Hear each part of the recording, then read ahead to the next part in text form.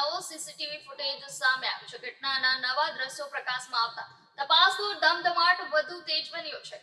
કામરેજ મહિલા આરએફઓ સોનલ સોલંકીની કારના CCTV footage હવે સામે આવ્યા છે। ફૂટેજમાં સોનલ સોલંકી પોતાની કાર લઈને ઘરેથી નીકળતી જોવા મળી છે। કાર જોખા ગામમાં 2 વાર રાઉન્ડ મારતી પણ સ્પષ્ટ દેખાઈ રહી છે। માહિતી મુજબ પહેલા કાર જોખા ગામથી ધારુથા ગામ તરફ ટર્ન લઈ હતી અને ત્યારબાદ માત્ર 60 મિનિટમાં જ ફરીથી કાર જોખા ગામમાં પરત આવી હતી।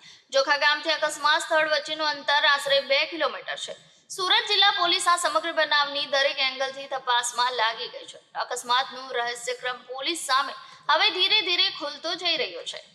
ગઈકાલે ફોરેસ્ટ ઓફિસર સોનલબેન સોલંકી ઉપર એક ફાયરિંગની ઘટના બની છે અને આ બાબતની તપાસ SC/ST સેલના ડીવાયએસપી શ્રી વાડોદરિયા કરી રહ્યા છે।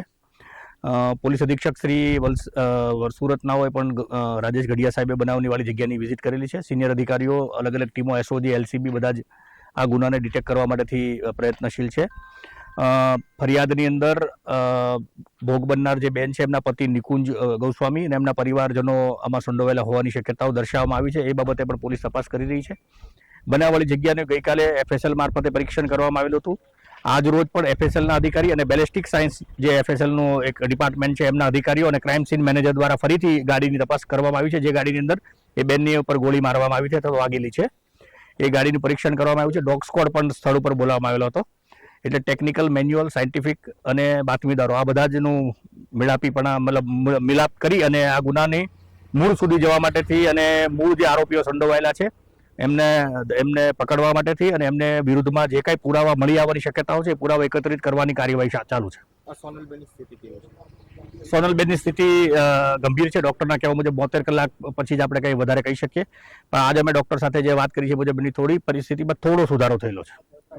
બુલેટ કઈ છે સાહેબ તેમાં? 7.65 જે કહેવાય એ મુજબની બુલેટ વપરાય એવું પ્રાથમિક દ્રષ્ટિએ અત્યારે જણાય છે। મૂળ વસ્તુ તો જે બુલેટ છે એ FSLમાંથી એનું પરીક્ષણ થઈને આવ્યા પછી જ વધારે વિશેષ કહી શકીએ, પણ પ્રાઇમરી જે અત્યારે FSLના અધિકારીઓ અને પોલીસ અધિકારીઓનો જે અભિપ્રાય છે એ મુજબ 7.65ની બુલેટ વપરાયેલી છે।